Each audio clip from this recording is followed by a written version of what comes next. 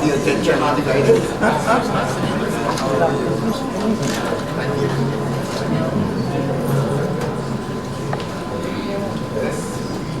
Would like to extend on behalf of the government and people of Saint Vincent and the Grenadines a warm welcome to all ministers, delegates, interpreter, the media to Saint Vincent and the Grenadines. Good morning again. I'm John Patrick, Director of Trade in the Ministry of Foreign Affairs, Trade and Commerce. And I just want to extend our warm welcome again to all our visitors.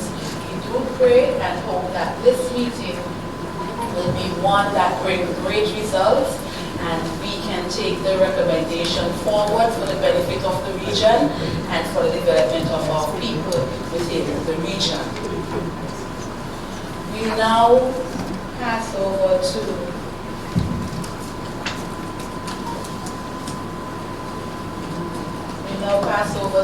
the Director General to bring brief remarks, after which we will have our Acting Prime Minister, the Honorable Sir Louis Straker, to bring remarks.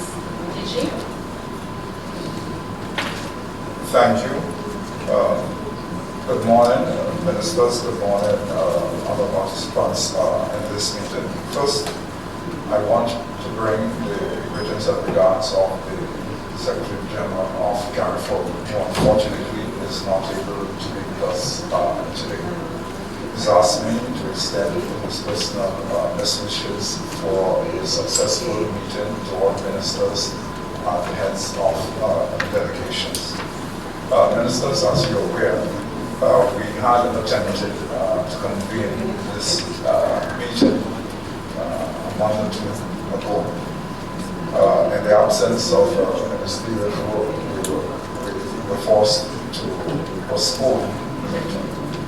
Today we have in this room at least 11 California states. The Minister of St. Kitts is online with us at this moment. We anticipate that the Minister of Suriname will join us online as well, making 13 CARIFORUM states out of a possible 15, 16 present at this current meeting. You will note from the agenda of the meeting that the agenda was in fact cut down from the agenda of the meeting of officials simply because we were recommending a focus of concentration on a limited number of issues. Ministers are aware of the developments related to Brexit, which we will discuss today. Ministers are also aware of the ongoing negotiations for post-Cotonou agreement between these three states and the European Union.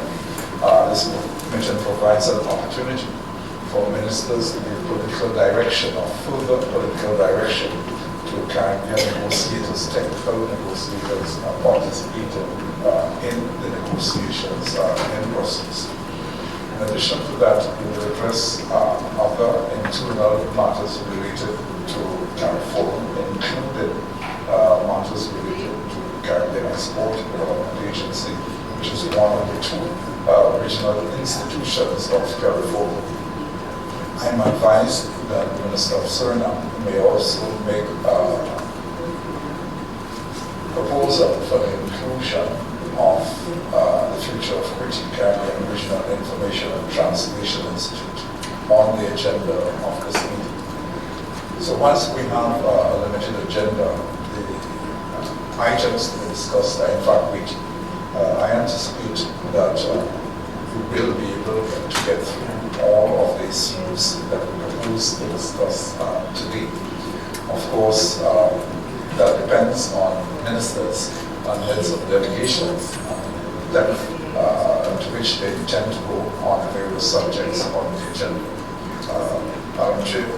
That is, this constitutes my introductory remarks, simply placed in the meeting in its context and anticipating that we will have a very successful. Thank you, Madam Chair. Thank you, Director General. I now invite the Honorable Sir Louis Straker, Acting Prime Minister, Minister of Foreign Affairs, Trade and Commerce. Thank you. Thank you. And good morning.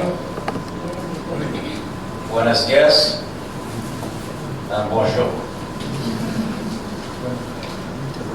I am extremely happy to be here to meet those who are new in their positions, representing their various countries, and to renew old acquaintances.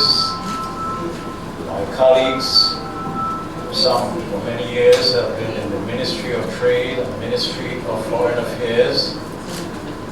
See, we have the former Vice President of the Republic of Guyana, Dr. Grenadines, here with us. Mr. Moses, Minister of Trinidad of Foreign Affairs and Trade. Bradley Felix was partially Vincentian. I haven't seen him for a little while. Those are the old Ministers of Foreign Affairs. I miss out any.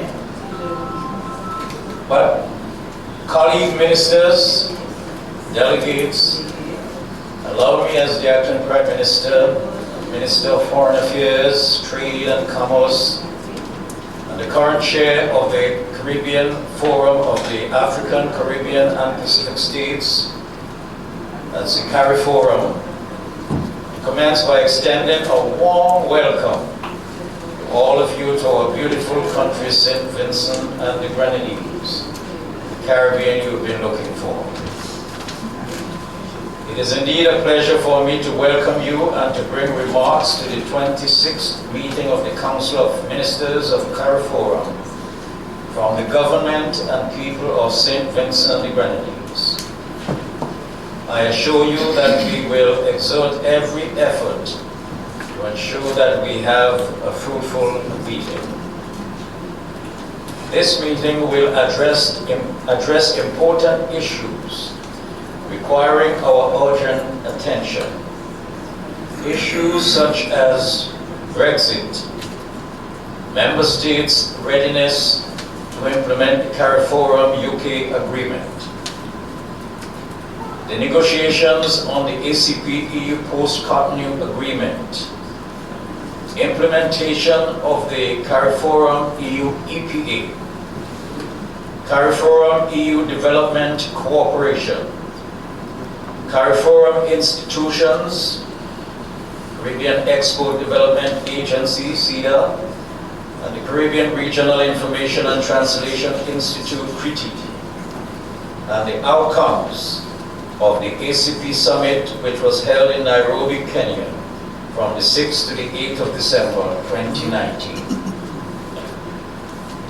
Ministers will receive and discuss the report and recommendations from the officials meeting held in Saint Vincent and the Grenadines, November 30, 12 and 13, 2019, and take the required decisions or give guidance on specific issues. I humbly submit that we remain focused and strategic in our approach as we deliberate on the agenda that is before us, as we prepare to engage with our partners, both in the region and in Europe. The CARIFORUM EU Economic Partnership Agreement, that is the EPA, forms the basis of a mature relationship between the two sides, encompassing a trading regime which is not only geared towards trade in goods, but also trade in services, investment, trade-related issues, and development cooperation. This is a critical year for CARIFORUM, given the preparation for the 2020 EPA review. The review will focus specifically on the impact of the agreement, including the costs and consequences of implementation. On assessing progress made by the parties in the implementation of the agreement, determining the extent to which parties have been able to benefit from the agreement, and identify any necessary adjustment which may need to be made to the agreement in order to ensure that its stated objectives are achieved. At this point, we need to analyze our position. Initial analysis has shown that most CARIFORUM member states are yet to realize benefits from the EPA. We seem not to have been able to utilize the agreement to bring sustainable development and transformational changes to the lives of our people.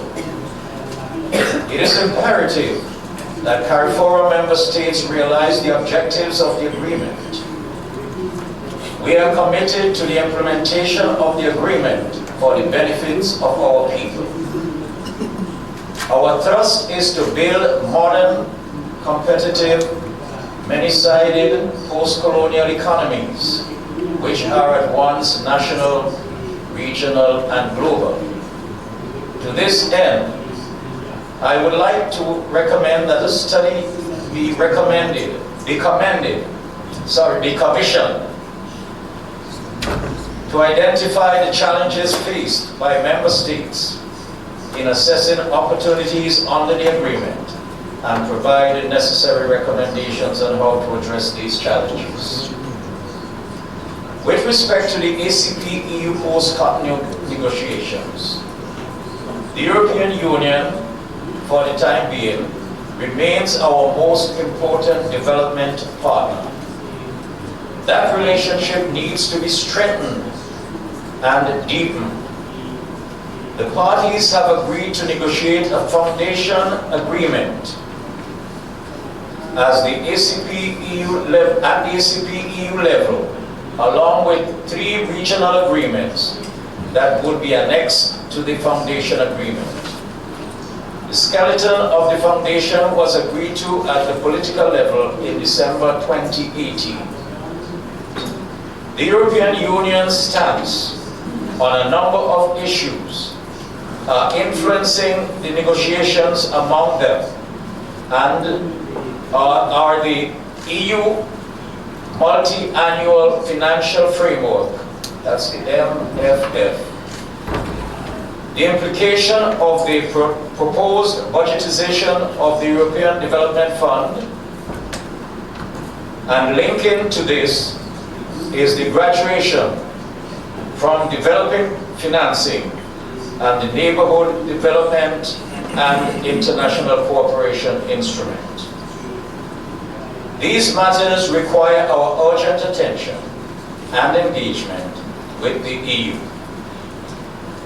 The new ACP must embrace multilateralism. It must play a stronger role given its numbers and its common and joint aspirations. In places including the World Trade Organization and the United Nations. Our members sit on the Security Council of the United Nations from time to time and are able to influence global developments.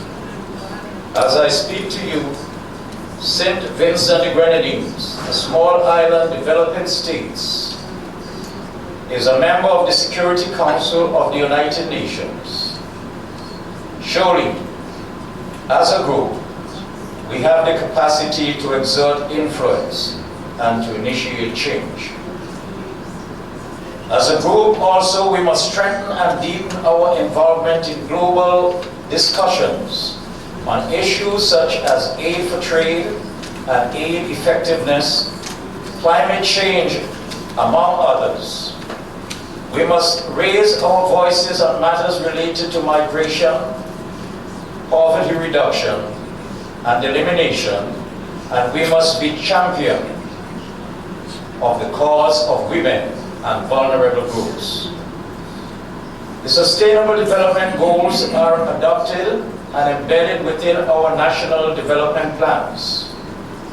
Despite limited resources, the government of Saint Vincent and the Grenadines has created both a Zero Hunger Trust Fund and the Disaster Contingency Fund, innovative and unique responses to our own sustainable development needs. We have mainstreamed and prioritized goals related to clean energy, economic growth, sustainability, climate action, and biodiversity.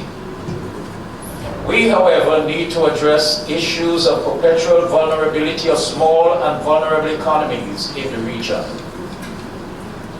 The time has come for the region to focus global attention on trade imperatives of small states, whose insertion into the global trading system too frequently suffers from the effects of devastation from natural disasters. In conclusion, as we go into the discussion of the substantive agenda items, I wish to reiterate my call for us to work efficaciously to ensure that the discussions are meaningful and results-oriented. We have the opportunity to change things and shape the future for the benefits of our people. I wish us all a productive meeting here today.